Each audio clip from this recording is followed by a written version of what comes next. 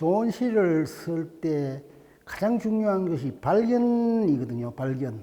모처럼 고향을 한번 간다든가 아니면 그 어떤 기억 속에 있는 그 낯선 그 거리를 걷는다든가 이런 여러 가지들이 시상을 떠올리게 하겠지만은 내 경우에 있어서는 마산고등학교 그 근무를 할 때 그 삼청 그 도서관, 삼청 도서관에서 저쪽 하포만을 이래 바라보면 여러 가지 그 생각이 이래 나요. 고향의 어머니도 생각나고 또 대학 때 저를 사랑해주고 시를 자세하게 가르쳐 줬던 김춘수 선생도 생각나고 또 폴 바레리, 스타판 마르르메 이런 그 시인들의 그 구절들을 떠올리면서 시상이 떠오를 때 그 구절들과 매치시켜 가지고 작품을 메모합니다. 그 메모해 가지고 그것을 가지고 다니면서 많이 다듬고 다듬습니다. 내 지론이 시라는 것은 언어를 보석처럼 갈고 다듬어야 된다. 이것이 내 시의 지론입니다.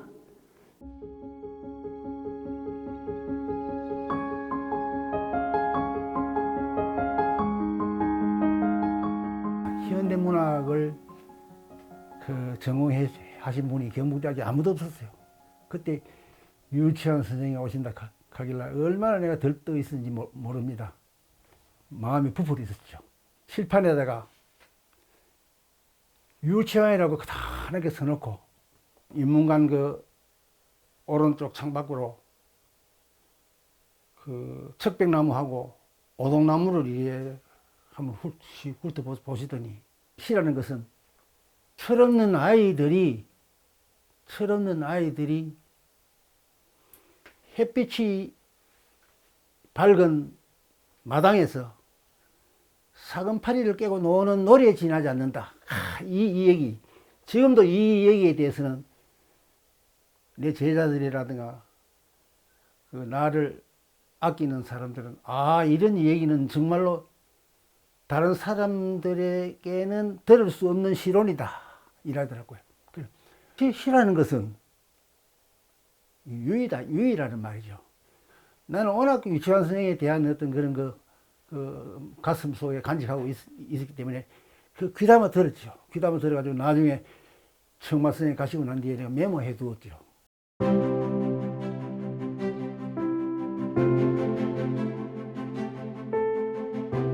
15년도 제가 4학년 때입니다. 대학 4학년 때 비제전 홀스타인이 매일신문 신춘문예에 당선되었죠. 그때 그 시가 100행 가까운 긴 장시입니다. 그 시가 발표되고 난 뒤에 나는 정신없이 고향으로 갔습니다. 하양서 와촌까지 가가지고 긴 강둑을 거닐면서 아마 문학하는 사람들에게 다 그런 경험이 있을 겁니다. 나는 이제 신춘문예 당선해가지고 당당한 시인이 되었다 하면서 내 혼자 그 강둑을 거닐면서 고함을 질렀던 기억이 어제같이 선하게 눈에 떠오릅니다. 이 해변의 향수가 당선되고 난 뒤에 나는 바레리의 젊은 바르크와 같은 작품을 쓰겠다. 바레리의 해변의 묘지와 같은 그런 작품을 쓰겠다 하면서 내 나름대로는 굉장히 그 어떤 되고 난 뒤 자만심 이런 것을 내 가졌죠.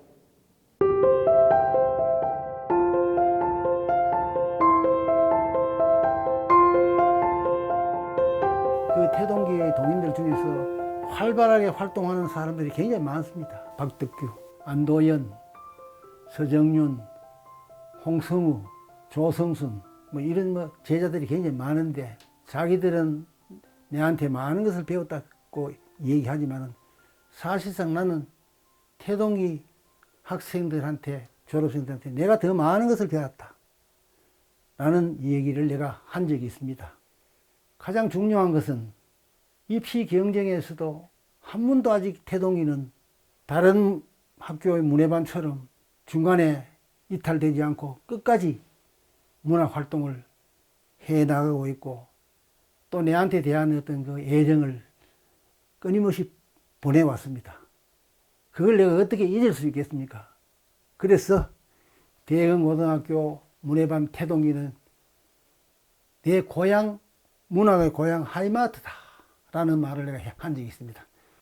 언제까지 나는 태동이를 사랑할 수밖에 없고 또 사랑해야 될 것 같습니다.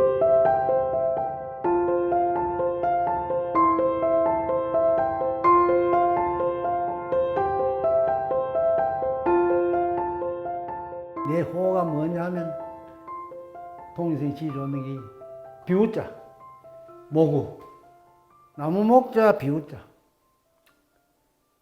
선생님, 와 모으라고 지으십니까? 가르치네. 니는 막 키 크다나 해가지고 비가 오마 후두둑 떨어지는 잎 넓은 후방나무에 비 떨어지는 소리처럼 후두둑 떨어지는 것처럼 너는 시도 시원하고 사람도 마음도 시원하고 시원한 그런 데가 있어가지고 니를 막 먹으라고 지었다. 막 그래 알아라.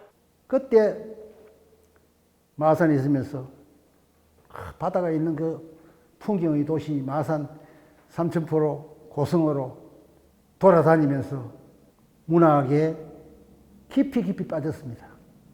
그때 한학윤이라는 선생이 도시인 저쪽에 하면 저기 길이 무슨 길인 줄 알아? 저기 갑골길이다. 갑갑자 빼골자 갑골길이다.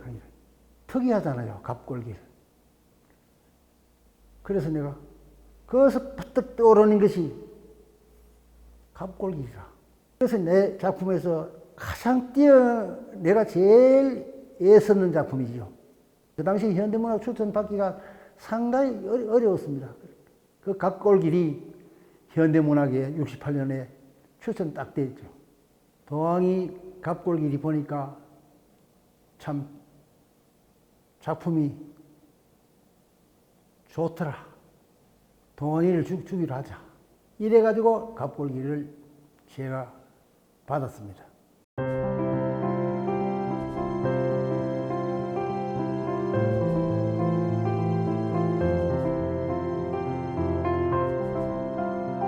남풍을 낼 때는 그게 문학 동리에서 발간이 되었습니다. 내고 난 뒤에 왜 그래 허전한지 모르겠습니다. 20년이 넘도록 두 번째 시집을 내고 난 뒤에 왜 그래 허전한지 몰랐습니다. 그때 쓰는 작품 중에서 하양의 강물이라는 작품이 나옵니다. 뼈아픈 고향에 대한 어떤 향수가 밑바탕에 깔려 있습니다. 내 나름대로는 최선을 다했죠.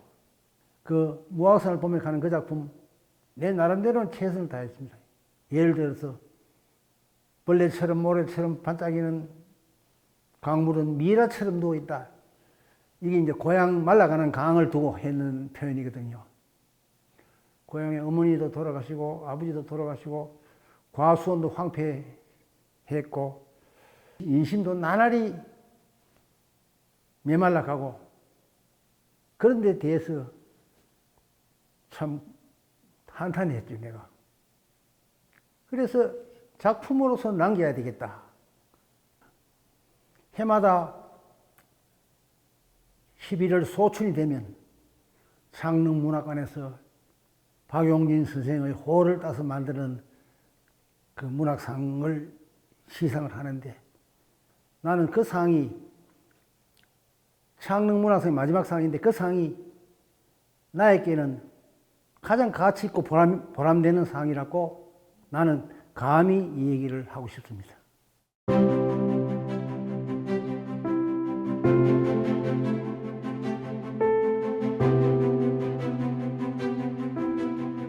시는 짧아야 됩니다. 서정시는 마음의 풍경을 담는 게 서정시거든.